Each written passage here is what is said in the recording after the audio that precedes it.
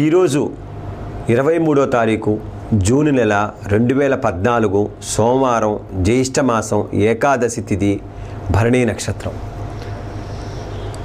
ఏకాదశి భరణీ నక్షత్రం అనేది చాలా అద్భుతమైందండి. ఏకాదశి తిథే గొప్పదండి. మీరు ఈరోజు ఏ వైష్ణవ సాంప్రదాయానికి గుళ్ళకు సంబంధించిన గుళ్ళకు వెళ్ళండి. అంటే వైష్ణవ సాంప్రదాయం ఎందుకు మాట అన్నానంటే, రామ, కృష్ణ, నృసింహ, ఏ నృసింహ వైష్ణవ సాంప్రదాయానికి సంబంధించిన ఏ గుళ్ళకు వెళ్ళినా, వెంకటేశ్వర ఈ గుళ్ళకు వెళ్ళినా చాలా చక్కటి పూజలు చేస్తారు.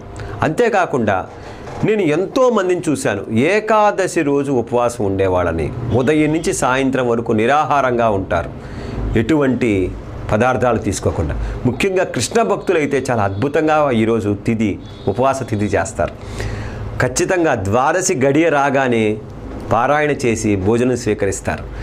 అప్పటి వరకు మంచినీళ్ళు తాగని వ్యక్తులను కూడా చూశాను ఏకాదశి రోజు. అంత పవిత్రమైన రోజు.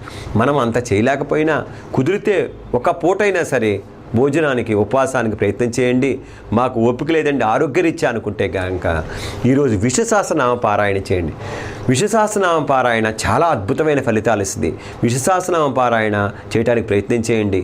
మీకు అది కుదరకపోతే కనుక మీకు దగ్గరలో ఉన్న రామ, కృష్ణ, వెంకటేశ్వర, విష్ణు, రంగనాథ, ఈ నృసింహస్వామి ఏ దేవాలయానికి వెళ్ళి మనస్ఫూర్తిగా పూజ చేయించుకోండి. మీ పేరు మీద ప్రదక్షిణాలు చేయండి ఓపికన్నంత వరకు. 11 కానీ 3 కానీ మీ ఓపిక, దాంట్లో ఇంత నిమిత్రం లేదు. ఆ వెంకటేశ్వర స్వామి అనుగ్రహం కలుగుతుంది. వీలైతే ఒక మంచి నారికేళాన్ని కానీ, తులసి మాలను కానీ ఆ స్వామికి సమర్పించండి. ఏకాదశి రోజు మీకు అనంత కోటి శుభ ఫలితాలు ఆ విష్ణుమూర్తి ప్రసాదిస్తాడు.